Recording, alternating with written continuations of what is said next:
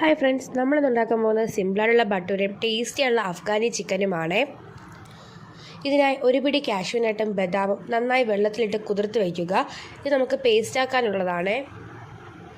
ഇനി മിക്സിയുടെ ജാറിലേക്ക് 2 സവാള ചെറുതായി അരിഞ്ഞ് ചേർത്ത് കൊടുക്കാം. ഒപ്പം ഇഞ്ചി കൂടി ചേർത്ത് കൊടുക്കുന്നുണ്ട്. ഇനി 4-5 അല്ലി വെളുത്തുള്ളിയും ഒരു പിടി മല്ലിയിലയും പുതിനയിലയും കൂടി ചേർക്കുന്നുണ്ട്. ഇതോടൊപ്പം ഒരു 5-6 പച്ചമുളക് കൂടി ചേർക്കുന്നുണ്ട്. നിങ്ങളുടെ എരിവിനനുസരിച്ച് പച്ചമുളകിൻ്റെ എണ്ണം കൂട്ടുകയും കുറയ്ക്കുകയും ചെയ്യാം. ഇനി ഇത് നന്നായിട്ട് പേസ്റ്റാക്കി നമ്മുടെ കഴുകി വൃത്തിയാക്കി വെച്ചിരിക്കുന്ന ചിക്കനിലേക്ക് ചേർത്ത് കൊടുക്കുന്നുണ്ട്. ഒപ്പം 4-5 സ്പൂൺ തൈര്, ഞാനിവിടെ മിൽക്കി മിസ്റ്റിൻ്റെ കുഞ്ഞു ബോട്ടിൽ തൈരാണ് എടുത്തിരിക്കുന്നത്.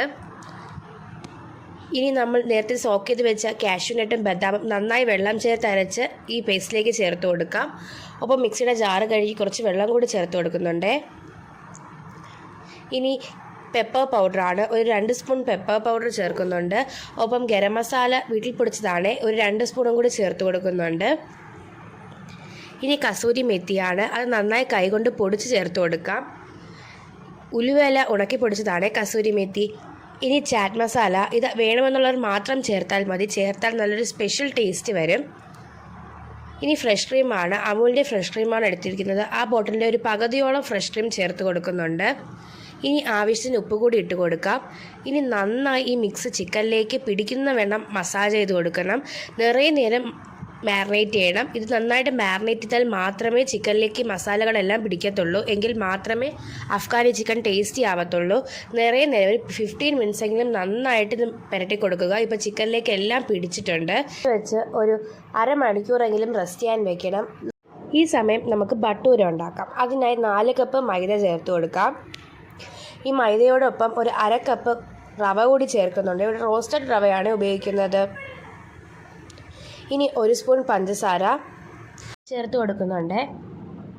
ഇനി കട്ടത്തൈരാണ്, 3 സ്പൂണോളം കട്ടത്തൈര് ചേർക്കുന്നുണ്ട്, പുളിയില്ലാത്ത കട്ടത്തൈര്. ഇനി ഉപ്പ് കൂടി ചേർത്ത് നന്നായി വിരവി വയ്ക്കാം. ഇനി കുറച്ച് വെള്ളമാണ്, ഇവിടെ 4 കപ്പ് മൈദയ്ക്ക് 2 കപ്പോളം വെള്ളം ചേർത്ത് കൊടുക്കുന്നുണ്ട്. ചപ്പാത്തി മാവിൻ്റെ പരുവത്തിലാണ് കുഴക്കേണ്ടത്. നന്നായി ഈ മാവ് കുഴയ്ക്കുക. ഒരു 15 മിനിറ്റോളം എടുക്കുക കുഴയ്ക്കാൻ. ഈ പരുവത്തിലാണ് നന്നായി കുഴച്ചെടുക്കേണ്ടത്. ഇനി കുറച്ച് എണ്ണ തടവി വയ്ക്കാം, കാരണം മുകളിൽ ഡ്രൈ ആകാതിരിക്കാനാണ് എണ്ണ തടകുന്നത്. നന്നായി എണ്ണ തടകി പാത്രത്തിൻ്റെ സൈഡിലൊക്കെ എണ്ണ തടകി മാവിന് നമുക്ക് റെസ്റ്റ് ചെയ്യാൻ വയ്ക്കാം. ഒരു അരമണിക്കൂറെങ്കിലും റെസ്റ്റ് ചെയ്യണം. മാവ് നന്നായി പൊങ്ങി വരും. ഇനി ഒരു പാനിലേക്ക് 1 സ്പൂൺ നെയ്യും ഒരു 50 ഗ്രാമിന് കൂടുതൽ ബട്ടറും ചേർക്കുന്നുണ്ട്. ഇനി നമ്മൾ നേരത്തെ മാരിനേറ്റ് ചെയ്ത് വെച്ചിരുന്ന ചിക്കൻ എല്ലാം ഇതിലേക്ക് ചേർത്ത് കൊടുക്കാം. നന്നായി ഫ്രൈ ചെയ്യേണ്ട, ഷാലോ ഫ്രൈ ചെയ്താൽ മതിയാകും. ചിക്കൻ ഒരു 1/4 ഭാഗത്തോളം വേകണം.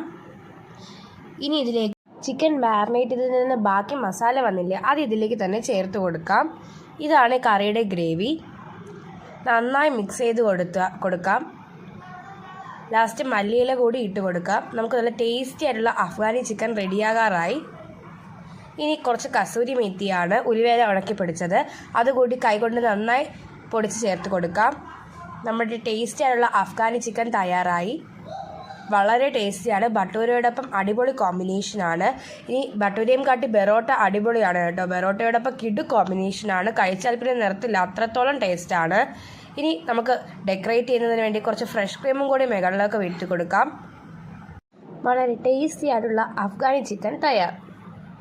ഇനി ബട്ടൂരയാണ്. ബട്ടൂരയുടെ മാവ് നന്നായി പൊങ്ങി വന്നിട്ടുണ്ട്. എന്ത് സോഫ്റ്റാണെന്നോ, വളരെ സോഫ്റ്റുമായിട്ടുണ്ട്. ഇനി മാവ് നന്നായി പരത്തിയെടുക്കാം.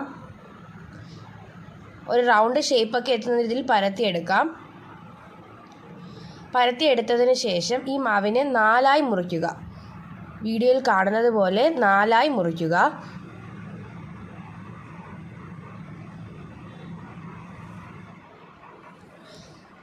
ചൂടായ എണ്ണയിലേക്ക് 4ആയി മുറിച്ചതിൻ്റെ ഒരു ഭാഗം ചേർത്ത് കൊടുക്കുക.